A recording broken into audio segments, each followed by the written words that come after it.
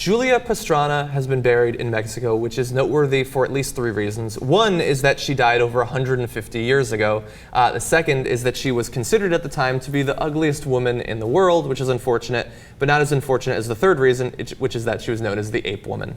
Now, this sounds bad that we're talking about this, but it does actually have a silver lining and a happy ending. But let's explain why she looked the way she did.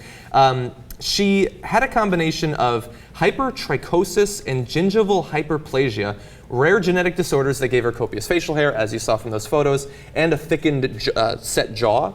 And so as a result of that, she traveled around Europe and other parts of the world, like dancing and being a performer. You've heard about these sorts of things in the past. She was basically a traveling sideshow. Exactly, story a freak is show. Yeah, it's unfortunate.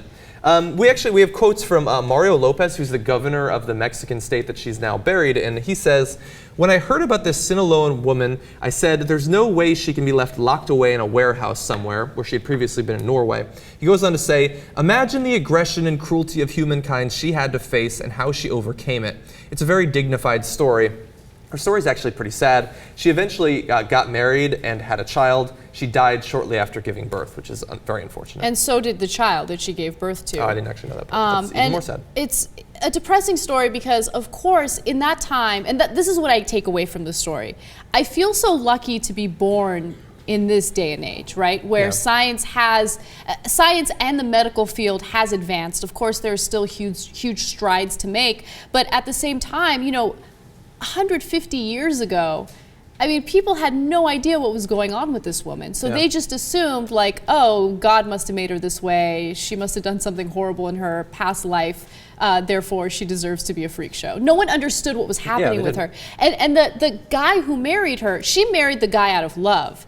But a lot of people were saying that he married her because he wanted to make money off of her by taking her around the world and collecting money by showing her around and everything. So I don't know if that's true, but I don't know. I don't think it's far-fetched. No, let's just say that. I mean, what seems far-fetched, and this is how different circuses are now than they were then, but after she died, they used her corpse for entertainment. And this was not the only person. It was very common at one point. Her husband used her corpse for entertainment. Exactly, and that was, at one point, it was common. Like, that's what circuses were. Thankfully, now we have, like, Cirque du Soleil, and I don't remember seeing any corpses in the few that I've seen. But we've moved on at least a little bit.